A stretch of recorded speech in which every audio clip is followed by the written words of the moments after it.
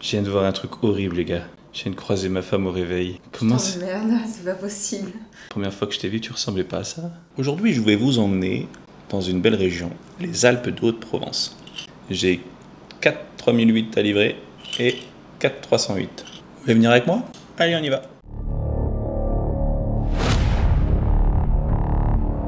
Certains nous avoir dit bonjour. Salut les gars, bienvenue sur cette TV. Je viens d'arriver à Manosque, j'ai déjà tout préparé. On a 7 Peugeot magnifiques pour le client. Dans cette première 3008 hybride. Elle est toute option celle-là. Toit panoramique et tout, vraiment une très belle voiture. Tac.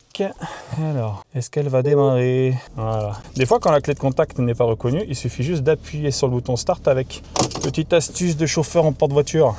Tac, bien aligné. Ensuite, marche arrière. Et on descend la première. J'aime beaucoup ce modèle-là, vous me direz ce que vous en pensez. Je trouve que Peugeot, ces dernières années, ils font des voitures vraiment de plus en plus belles. En plus, je parlais avec le vendeur, il me disait qu'elle était déjà vendue, prête à être livrée. Tu m'étonnes.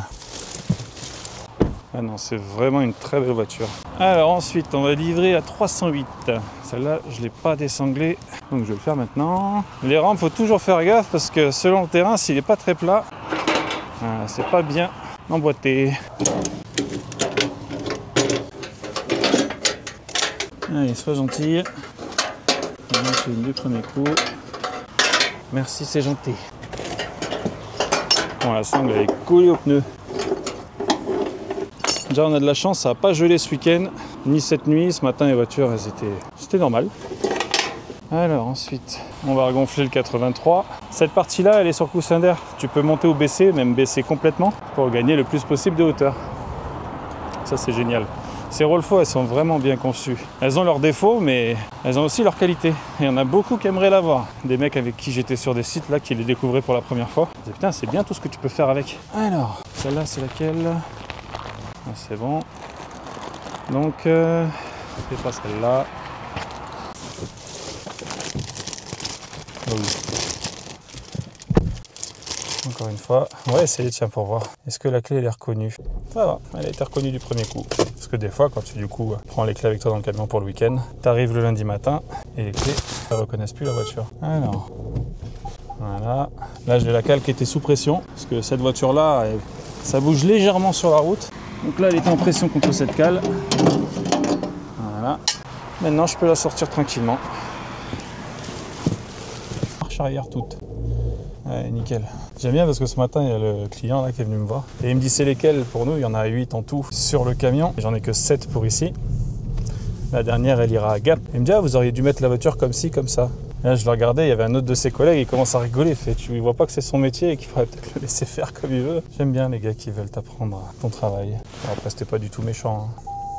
Mais bon, allez, pour la deuxième, on est d'accord. Allez, maintenant, on va décharger la noire. Elle est trop belle, la noire. Dès qu'elle est sortie, la 308, j'ai adoré ce modèle. Avec les gants, ça ira mieux. Je croise des fois certains chauffeurs qui travaillent sans gants. Je sais pas comment ils font. Je déteste ça. Alors, on va enlever cette cale.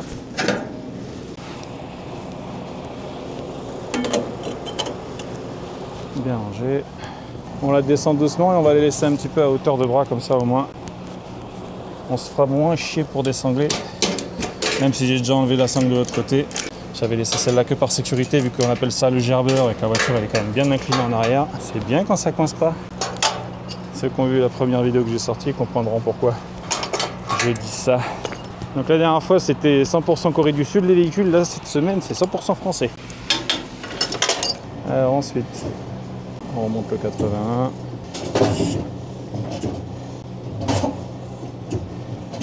Allez. Bon, comme ça suffira. On retire les deux cales. Alors, petit moment pédagogie. J'ai un abonné qui m'a posé quelques questions. Il aimerait bien avoir le plus d'informations possible parce qu'il souhaite devenir chauffeur en porte-voiture. Donc, il faut toujours mettre les voitures les moins hautes et les plus petites en bas sur une structure. Et les plus hautes, on les met en haut. Là, vous allez me dire, mais celle-là, c'est une 3008 et elle est en bas. Ouais, mais celle-là, si vous voulez, elle ne gênera pas.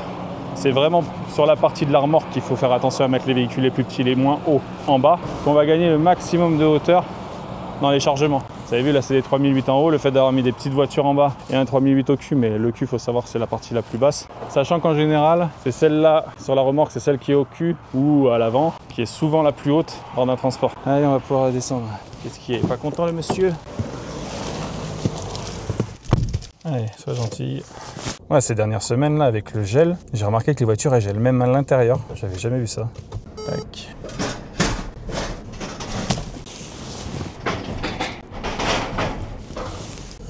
Allez, it's good pour la troisième. On va faire demi-tour. Allez-y, monsieur. Autre astuce, essayez d'appeler un maximum les concessionnaires. Parce que des fois, vous ne livrez pas au concessionnaire même. Ou alors, des fois, ça arrive aussi qu'il y ait des préparateurs qui réceptionnent les véhicules neufs pour les concessions. Donc l'adresse de livraison sur les papiers n'est pas forcément la bonne. Par rapport à l'espace arrière, on va s'avancer encore un petit peu parce qu'il restera encore... j'en ai sorti 3, il en restera 4, dont 2 grosses. Arrête de chanter, toi. Maintenant, on va s'occuper de cette 3008 électrique.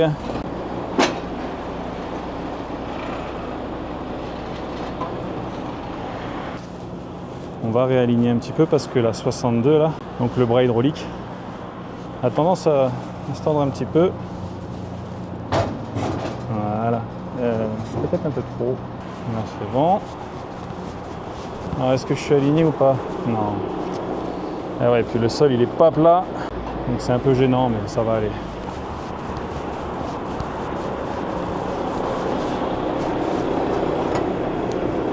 Allez, on vient de se péter la gueule.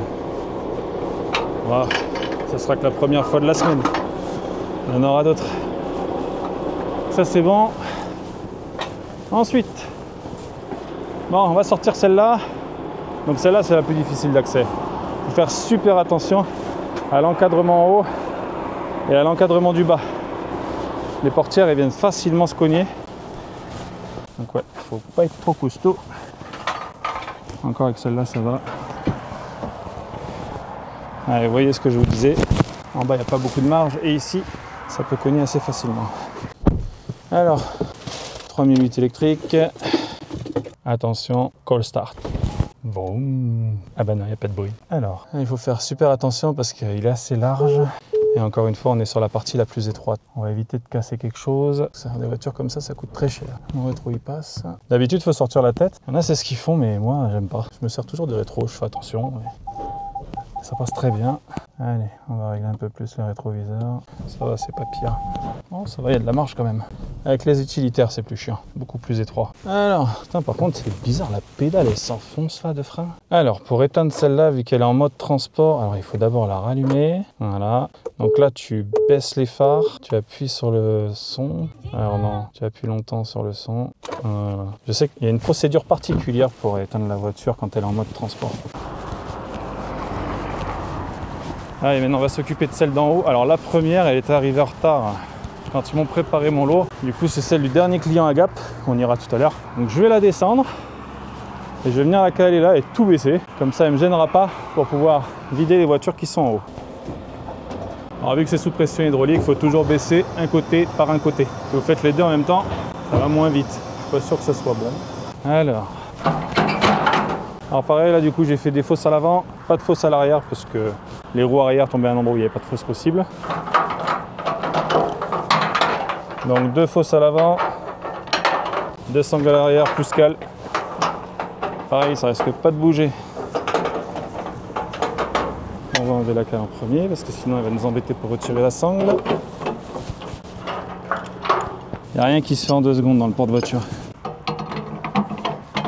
Ça sert à rien d'aller vite, faire de la merde et après te retrouver avec un constat ou une avarie.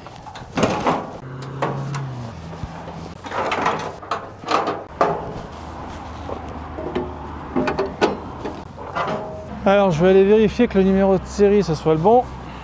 J'aime bien revérifier mais normalement je sais que c'est celle-là. It's good. Faut vraiment être méthodique dans ce type de transport. Là par exemple je suis allé vérifier le numéro de série et si j'aurais été tête en l'air, j'aurais très bien pu monter dans la voiture et taper la marche arrière alors que j'avais pas descendu les rampes. C'est pour ça qu'il faut prendre son temps. Il y a des photos dans certaines zones de chargement. Il y a des mecs, Ils sont montés sur la structure, ils sont allés à l'avant. Alors la première voiture on appelle ça la casquette et la deuxième c'est le plateau B. Et en fait ce qui s'est passé c'est qu'ils sont allés trop vite, ou alors ils se sont mélangés les pinceaux au niveau des pédales et ils ont plongé. Il y a plein de photos comme ça dans les lieux de chargement. J'espère que le mec il a pas eu trop mal parce que quand tu charges les véhicules tu mets pas ta ceinture. Donc descendre à piquer du haut d'une cabine, oh putain ça doit faire bizarre, le pauvre. En plus je sais même pas si en mode transport les airbags ils se déclenchent ou pas. Parce qu'il existe un mode transport à la sortie d'usine. Quand vous allez chercher les voitures pour les charger, elles ne sont pas configurées comme quand vous allez les chercher lors d'un achat neuf par exemple. Alors, démarrage, marche arrière, et c'est petit. Mais n'en aie pas peur, ça va bien se passer. Allez, on va repasser en bas. Allez-y.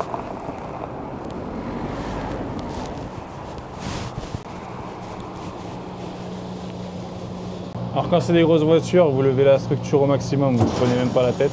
Parce que c'est facile de cogner la partie supérieure de la structure en montant. Pardon. Deux voitures qui passent. C'est bon.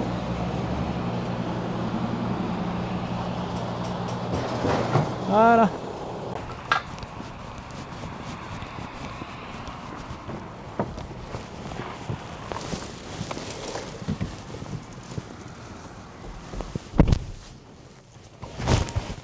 Allez, sois gentil, démarre, merci.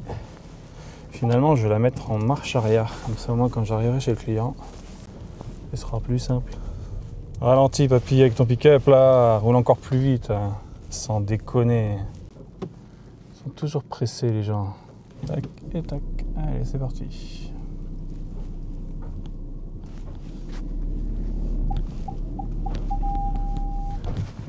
Donc là, on vise bien, on fait attention au rétroviseur. Ça passe large. Et voilà, dans les fosses. Waouh, putain, le frein à main il fait un bruit bizarre. Magnifique. Bon, déjà, ça on peut le ranger. Là, on dégonfle les bouteilles d'air du 83, du plateau 83. Ils ont tous un numéro. Encore une voiture. Allez.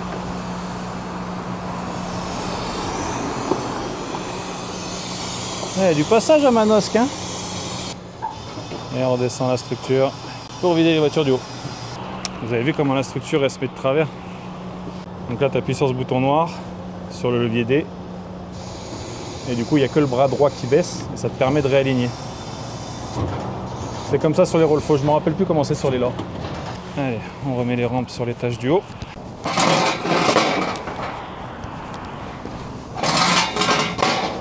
Nickel. On vérifie qu'on est bien aligné. It's good. Là, ça c'est bon. Allez, on va descendre celle du haut. Ouais, je vais peut-être sortir un petit peu. Allez-y. On va sortir un peu le 54 là, histoire de gagner en inclinaison. Il est beau ce turquoise, mais j'en jetterai pas. Mon cul il coince.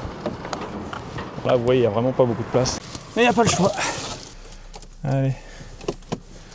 On démarre. Celui-là les clés sont dans le vide-poche. Nickel. Rétroviseur.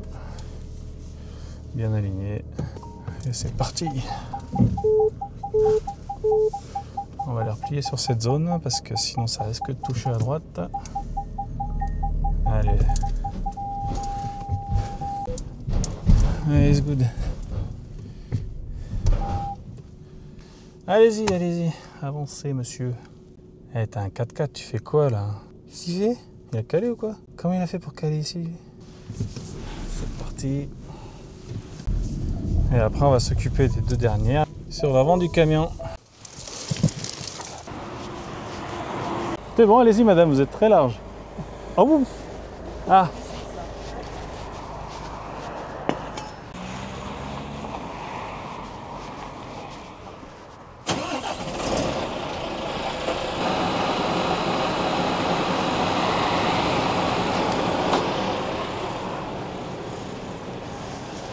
On retire les cales.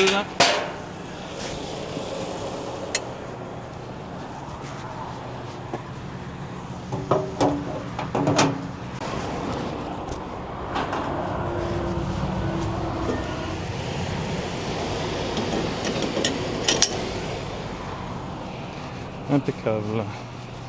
Et là on sort le 36 qui sert à relier la remorque et le tracteur. Du coup on peut mettre 3 voitures sur le tracteur et 6 sur la remorque et même jusqu'à 7 s'il y a des petites voitures. On peut en mettre 10 sur celle-là. Et maintenant on va retirer les sangles.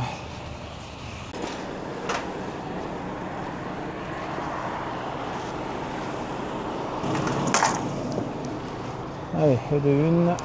Là, extrêmement dangereux. Matez-moi cette vue, c'est agréable.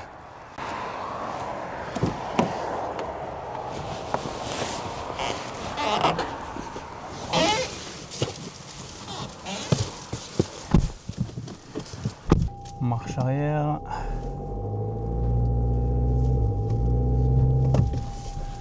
Voilà. Là on est bon, on replie les rétros le temps de passer les garde-corps. Ça fait bizarre, hein, tu passes du 3008 à ça, beaucoup plus étroit. Donc beaucoup plus simple. Et il n'en restera plus qu'une. Allez, ça c'est bon. Eh bien, roule vite sur ce chemin. Alors maintenant, on va redescendre la structure du tracteur. Alors celui-là, c'est le P2, ça, celui que vous voyez bouger. Celui-là, il se replie pour que lorsque vous chargez une voiture sur la casquette en marche avant ou en marche arrière, vous puissiez baisser le maximum de manière à ce que le châssis vienne aller à ça de la cabine, de l'encadrement de la cabine, pour pouvoir gagner un maximum de hauteur. Et on peut régler l'inclinaison. Voilà.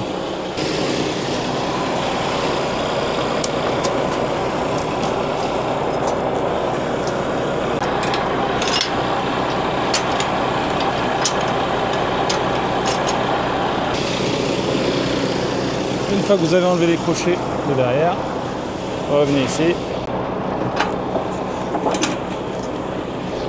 Et voilà. Et là, vous venez coincer la sangle sur le côté.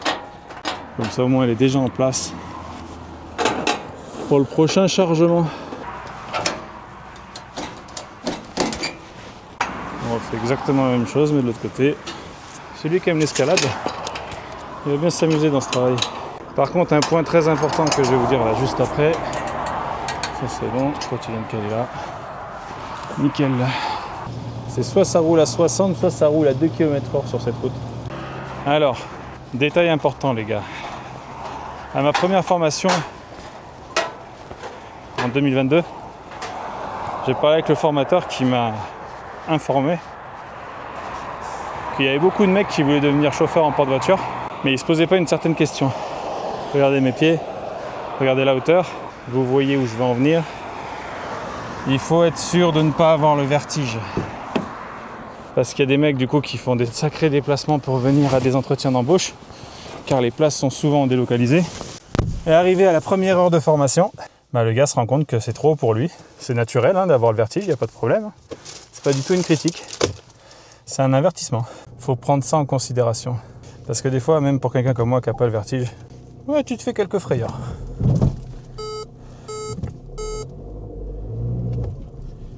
Tac, nickel.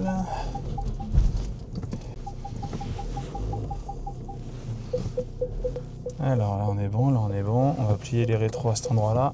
Là on est au moment de la remorque où les garde-corps sont les plus près des véhicules. Donc tu replies toujours, tu gardes le volant bien droit et une fois que tu les as passés, tu ressors les rétroviseurs. Et impeccable.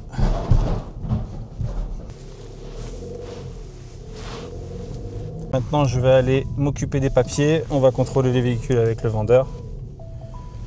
Et moi je vais vous remettre des images de la route, puis on se retrouve à Gap. Allez les gars, on arrive au dernier client. Vous me direz ce que vous avez pensé du paysage. Franchement j'ai trouvé les routes magnifiques. Après les Hautes-Alpes je connais bien, hein. Je suis motard. C'est pas très loin de chez moi, je suis venu souvent ici.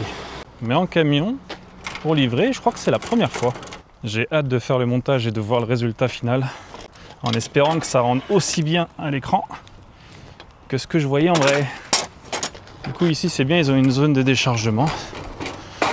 Bon, après j'avais qu'une seule voiture, donc au pire des cas ça aurait pas été très compliqué. Cette maison elle doit pas coûter cher à l'achat. Donc tout s'est bien passé à la première livraison.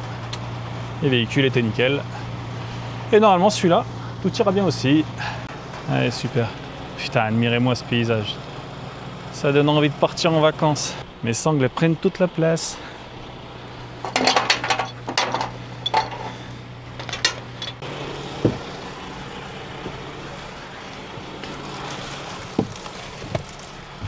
Ouais, c'est bizarre parce que la pédale de frein est beaucoup plus dure sur les hybrides que sur l'électrique.